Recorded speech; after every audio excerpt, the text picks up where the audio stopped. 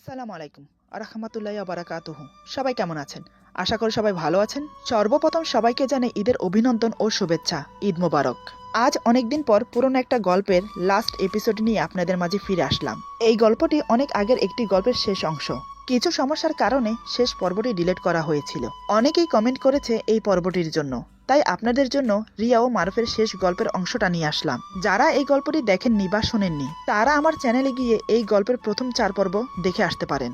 যদিও গল্পের নামটি খুঁজে পেতে আপনাদের সমস্যা হবে, তাই বলে রাখি এই গল্পের প্রথম পর্বের শুরুতে মারুফ নামটি লেখা থাকবে, দ্বিতীয়, তৃতীয়, চতুর্থ অংশে নয়, কারণ তার পরের পর্বগুলো আপনারা পরপর পেয়ে যাবেন, খুঁজতে হবে না। তবে শেষ অংশ অনেক পরে দেওয়ার কারণে উপরে থাকবে এবং তার নাম থাকবে আগের পর্ব মারুফের শেষ কাহিনী। তাহলে চলুন শুরু করা যাক।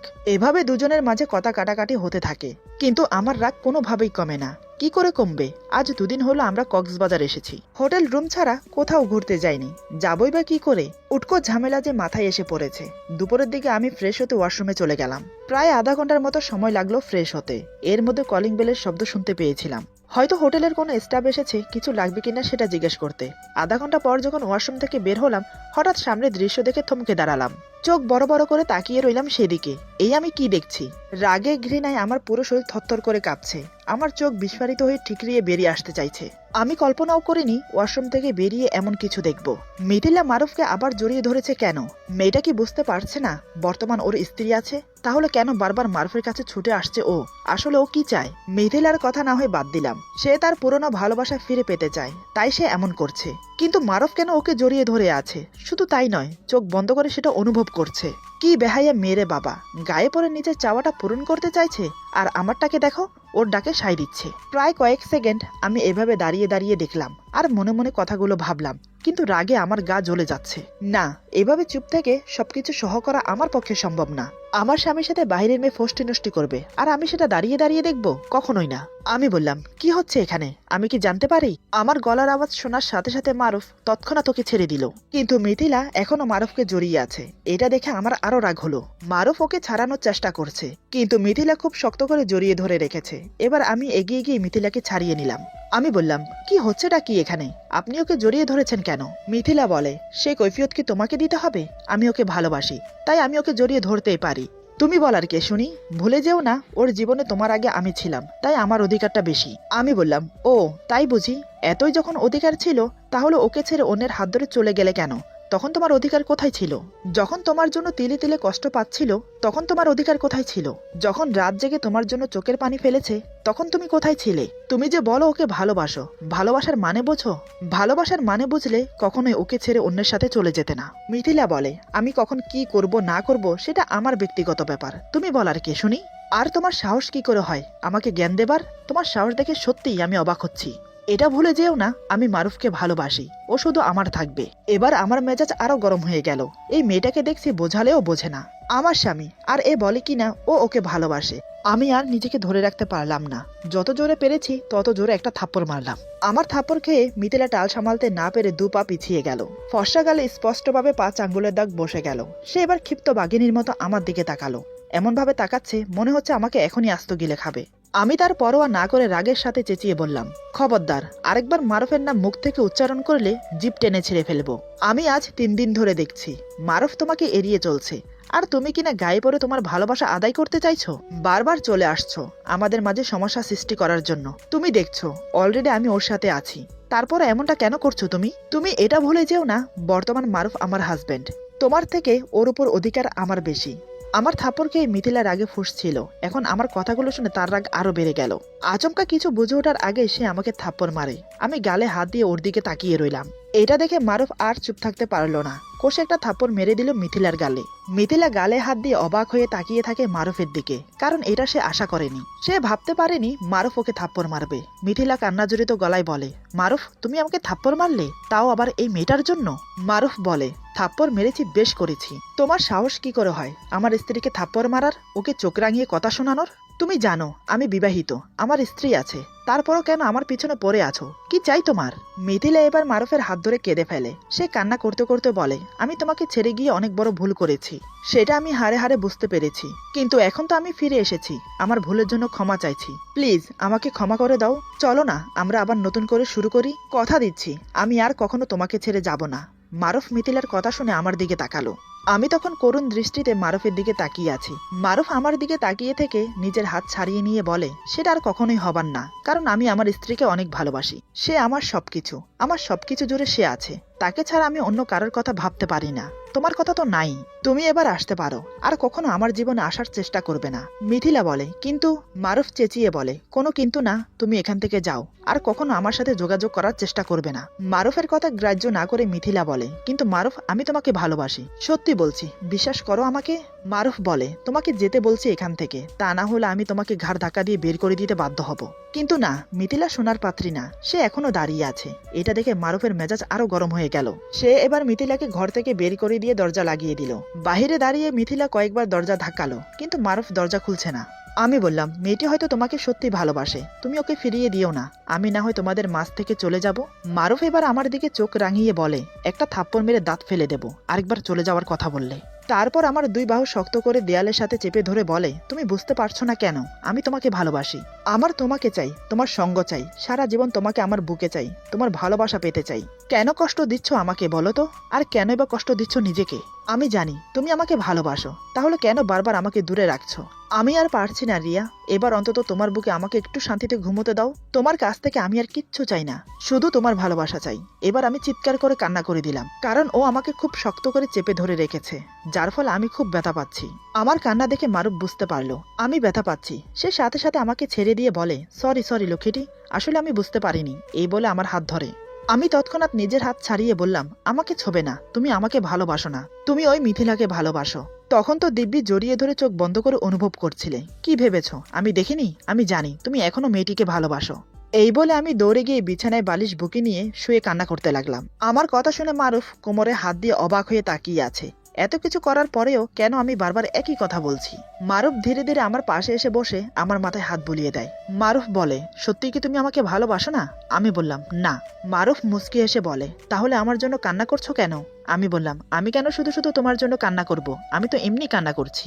মারুফ বলে, ও তাই বুঝি, তাহলে কোমরে শাড়ির আঁচল গুজে আমার জন্য মিথিলার সাথে ঝগড়া করছিলে কেন? আমি বললাম, আমি আবার কখন শাড়ির আঁচল গুজলাম? আমি তো আজ শাড়ি পরিনি, আমি তো বাস এমনি কথা বলছিলাম। মারুফ বলে, শাড়ি পরলে কিন্তু তাই করতে, আর আমার জন্য তো ওকে থাপ্পড়ও মেরেছ, বেচারি দুটো থাপ্পড় খেলো। এবার আমি উঠে বসলাম। আমি বললাম, ও এবার বুঝতে পেরেছি, ওকে থাপ্পড় মারাতে তোমার কষ্ট হচ্ছে, আর ও যে আমাকে থাপ্পড় মারলো, কই সেটা তো একবারও বললে না। মারুফ আমার হাত ধরে বলে, তার জন্যই তো ওকে থাপ্পড় মারলাম আমি, ও তো তোমাকে থাপ্পড় মারেনি, ও যে আমার কলিজায় আঘাত দিয়েছে। ওকে আমি এমনি এমনি কি করে ছেড়ে দেই? এই পাগলি, আমি তোমাকে ভালোবাসি, শুধু তোমাকে ভালোবাসি, বড্ড বেশি ভালোবাসি। এই যে তুমি কথায় কথায় রেগে যাও আমার উপর, সত্যি বলছি আমার একটু অভিমান হয় না, বরং আমার আরো ভালো লাগে, কারণ তোমার এই রাগ অভিমানেই তো লুকিয়ে থাকে আমার ভালোবাসা। তুমি আমাকে ভালোবাসো বলেই তো আমার উপর রাগ করে আমাকে বকো। আজ তো নিজের চোখে দেখলাম কিভাবে মিথিলাকে জব্দ করেছো, আমি তো ভাবতেই পারিনি তুমি এমন করবে। আমি বললাম, তুমিও কোনো অংশে কম যাও না, এদিকে বলো মেয়েটাকে ভালোবাসো না, অন্যদিকে ঠিকই মেয়েটাকে জড়িয়ে ধরে উপভোগ করো। আচ্ছা তোমরা ছেলেরা এমন কেন বলো তো? মারুফ এবার আমার হাত শক্ত করে ধরে বলে, আচ্ছা তুমি আমাকে একটা কথা বলো তো, এভাবে ঝগড়া করে কি সবকিছু সমাধান হয়? আমরা কি সারা জীবন এভাবে ঝগড়া করে যাব? আচ্ছা তুমি কি চাও বলো তো? তুমি যা চাইবে আমি তাই করব, শুধু তোমাকে ছাড়া, কারণ তোমাকে ছাড়া আমি থাকতে পারবো না। আমি বললাম, আমি কিছু চাই না, আমি শুধু এখান থেকে যেতে চাই। মারুফ বলে, যেতে চাই মানে কোথায় যাবে? আমরা এসেছি কক্সবাজার ঘুরতে, না ঘুরে তো যাব না। আমি বললাম তো আমি এখানে আর এক মুহূর্ত থাকবো না। আমার কথা এবার মারুফের মেজাজ গরম হয়ে গেল। সে এবার চেঁচিয়ে বলে, চুপ, একদম চুপ, অনেক বকবক করছো তুমি, কিছু বলি না বলে যা মনে আসছে তাই বলে যাচ্ছ। ভালোবাসি বলে কিছু বলি না তোমাকে, ভেবেছে ধীরে ধীরে সব ঠিক হয়ে যাবে, কিন্তু না, বিয়ে হয়েছে পর্যন্ত তোমার অভিমানই শেষ হচ্ছে না। ভুলবশত না হয় একটা অপরাধ করে ফেলেছি আমি, তার জন্য আর কতবার ক্ষমা চাইবো? কেন এমন করছো তুমি? ঠিক আছে, আমার মনে হয় তুমি আমার থেকে মুক্তি চাও, কি তাই তো? আমি জীবিত থাকতে তো তোমাকে ছাড়বো না, আমি মরে গেলে তুমি মুক্ত। একটা কাজ করো, এই নাও ছুরি, এটা দিয়ে আমার গলাটা কেটে দাও, তাহলে সব এখানে খতম। এই বলে ফলের ঝুড়ি থেকে ছুরি উঠিয়ে আমার হাতে ধরিয়ে দিল।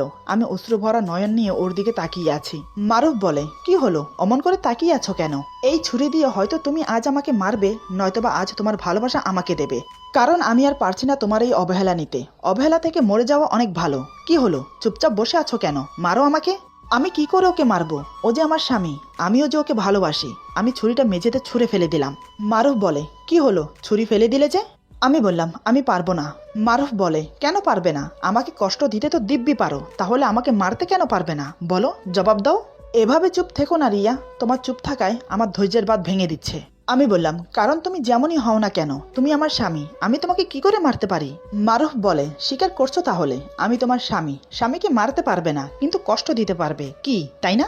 আমি চুপচাপ ওর কথা শুনে যাচ্ছি, কোনো কথা বলছি না, কিন্তু ইচ্ছে করছে চিৎকার করে বলি, আমিও তোমাকে ভালোবাসি। আমাকে চুপ দেখে মারুফ বলে, ঠিক আছে, তুমি যদি আমাকে কষ্ট দিয়ে শান্তি পাও তাহলে সেটাই সই। তোমার দেওয়া সব কষ্ট মুখ বুজে সহ করে যাব। যেদিন আর সহ করতে পারবো না সেদিন নিজেকে শেষ করে ফেলবো, তখন তুমি আফসোস করবে, দেখে নিও।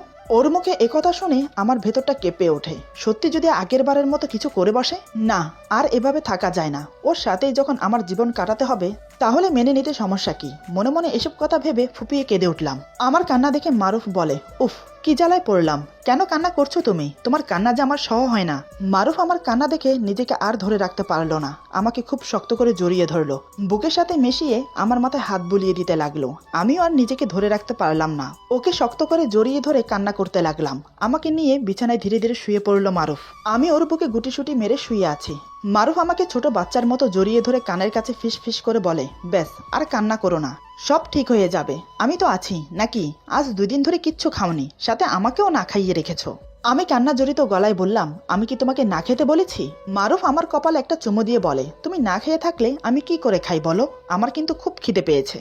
আমি বললাম, খিদে পেলে খাও, কে না করলো? মারুফ বলে, তুমি না করেছো, তুমি না খেয়ে থাকলে আমার খাওয়া হবে না, তুমি সেটা খুব ভালো করেই জানো, তাই তো আজ 2 দিন তুমি আমাকে না খাইয়ে রেখেছো, তুমি আমাকে একটুও ভালোবাসো না। মারুফের কথা শুনে আমার খুব খারাপ লাগলো, আমার জন্য ও 2 দিন না খেয়ে আছে। মারুফের কথা শুনে আমি ওকে খুব শক্ত করে জড়িয়ে ধরলাম। মারুফ বলে, কি হয়েছে লক্ষ্মীটি? আমি বললাম, সরি, আমাকে ক্ষমা করে দাও। মারুফ আমার মাথা ওর বুকের সাথে চেপে ধরে বলে, হঠাৎ ক্ষমা চাইছো কেন লক্ষ্মীটি, কি হয়েছে? আমি বললাম, আমার জন্য তুমি না খেয়ে আছো তাই। আর মারুফ বলে, আর কি বলো? আমি বললাম, ইয়ে মানে আমিও তোমাকে ভালোবাসি। আমার মুখে ভালোবাসার কথা শুনে মারুফের মুখ উজ্জ্বল হয়ে উঠল। আমার মুখ থেকে ভালোবাসার কথা শোনার জন্য কত কাঠখড় পুড়িয়েছে। মারুফ বলে, কি বললে তুমি, আরেকবার বলো। আমি বললাম, আমি তোমাকে ভালোবাসি। কথাটা বলে ওর বুকে মুখ লুকালাম। মারুফ আমার মাথাটা বুকের সাথে শক্ত করে জড়িয়ে ধরে চোখ বন্ধ করে বলে, আমি জানতাম তুমি আমাকে ভালোবাসো, আমিও তোমাকে অনেক ভালোবাসি লক্ষ্মীটি। I love you, I love you so much. আমি যে তোমাকে বড্ড বেশি ভালোবাসি। তোমার মুখ থেকে ভালোবাসার কথা শোনার জন্য কতটা যে উতলা হয়েছিলাম তুমি জানো? তুমি জানো তোমাকে একটু ভালোবাসার জন্য, একটু আদর করার জন্য কতটা পাগল হয়েছিলাম? আমি ওর বুকে মুখ লুকিয়ে রেখেই বললাম, জানি তো, রাতে যে লুকিয়ে লুকিয়ে আমাকে আদর করো আমি সব জানি। মারুফ বলে, তাহলে কেন সাই দিলে না আমার ভালোবাসায়? কেন এতটা কষ্ট দিলে আমাকে? আজ এখন তোমার ভালোবাসা দিয়ে আমার সব দুঃখ দূর করে দাও। এ বলে সে আমার কোমর জড়িয়ে ধরে নিজের আরো কাছে টেনে নেয়। আমার সারা মুখে চুমু খেয়ে আমার ঠোঁটে ঠোঁট ডুবিয়ে দেয়। ঠোঁট ছেড়ে ঘাড়ে মুখ গুজে কিস করতে থাকে। আমি বললাম, কি করছো, ছাড়ো এখন। মারুফ বলে, না করো না, আমাকে আদর করতে দাও। এ বলে সে আবার আমার ঠোঁটে ঠোঁট ডুবিয়ে দিল। আমার ঘাড়ে বুকে কিস করতে লাগলো। ওর মুখের গরম নিঃশ্বাস আমার বুকে পড়ছে, তাতেই আমার যেন কেমন কেমন লাগছে। শরীরে অন্যরকম একটা অনুভূতি খেলে যাচ্ছে। ভুলে গেলাম মান অভিমান সব। ওর ভালোবাসা পাওয়ার জন্য ব্যাকুল হয়ে উঠলাম। স্বামীর ভালোবাসা মনে হয় এমনই হয়, স্বামী যেমনই হোক তার ভাগ কাউকে দেওয়া যায় না। মিথিলা যদি আমাদের মাঝে না আসতো তাহলে হয়তো এখনো ওর আর আমার মাঝে কিছুই হতো না। আমি কথাগুলো মনে মনে ভাবছি, এদিকে মারুফ আমাকে পাগলের মতো আদর করছে। আমি বললাম, এই এখন ছাড়ো, রাতে না হয় যা করার করো, কে শুনে কার কথা। মারুফ আমাকে আদর করেই যাচ্ছে। আমি বললাম, এই আমার খিদে পেয়েছে। মারুফ বলে, কেন ডিস্টার্ব করছো লক্ষ্মীটি, আর একটু ধৈর্য ধরো। এই বলে সে আমার সাথে সঙ্গমে লিপ্ত হলো। দুজনেই ভাসতে লাগলাম সুখের সাগরে। এভাবেই আমাদের মিলন হলো। আমরা আরো 2 দিন কক্সবাজার থেকে ঘুরে ফিরে এনজয় করে বাড়িতে ফিরলাম। আমার আর মারুফের সুখের জীবন শুরু হলো। অনেক অবহেলা অভিমানের পর দুজনের মিলন হলো। স্বামী যতই খারাপ হোক, সে যতই অন্যায় করুক, সে যদি তার নিজের ভুল বুঝে একটিবার সুযোগ চায়, আমার মনে হয় তাকে একটিবার সুযোগ দেওয়া উচিত নিজেকে শুধরানোর জন্য। পূর্ণতা পাক সবার ভালোবাসা, এই কামনা রইল। এই গল্পটি এখানে সমাপ্ত। আমি আবারও বলছি, এই গল্পটি অনেক আগের একটি গল্পের শেষ অংশ। কিছু সমস্যার কারণে শেষ পর্বটি ডিলিট করা হয়েছিল। অনেকেই কমেন্ট করেছে এই পর্বটির জন্য, তাই আপনাদের জন্য রিয়া ও মারুফের শেষ গল্পের অংশটা নিয়ে আসলাম। যারা এই গল্পটি শুনেননি তারা আমার চ্যানেলে গিয়ে এই গল্পের প্রথম 4 পর্ব শুনে আসতে পারেন। যদিও গল্পের নামটি খুঁজে পেতে আপনাদের সমস্যা হবে, তাই বলে রাখি এই গল্পের প্রথম পর্বের শুরুতে মারুফ নামটি লেখা থাকবে, দ্বিতীয়, তৃতীয়, চতুর্থ অংশে নয়, কারণ তার পরের পর্বগুলো আপনারা পরপর পেয়ে যাবেন, খুঁজতে হবে না। তবে শেষ অংশ অনেক পরে দেওয়ার কারণে উপরে থাকবে এবং তার নাম থাকবে আগের পর্ব মারুফের শেষ কাহিনী। আশা করি গল্পটি আপনাদের ভালো লাগবে। যদি ভালো লাগে তাহলে লাইক, কমেন্ট এবং সাবস্ক্রাইব করে আমাদের পাশে থাকুন। আপনাদের মতামত জানানোর জন্য তো কমেন্ট বক্স আছেই। ভালো লাগলো, খারাপ লাগলো, মতামত জানাতে কিন্তু ভুলবেন না। সবাই ভালো থাকবেন। আবার জানাচ্ছি সবাইকে ঈদ মোবারক। আল্লাহ হাফেজ।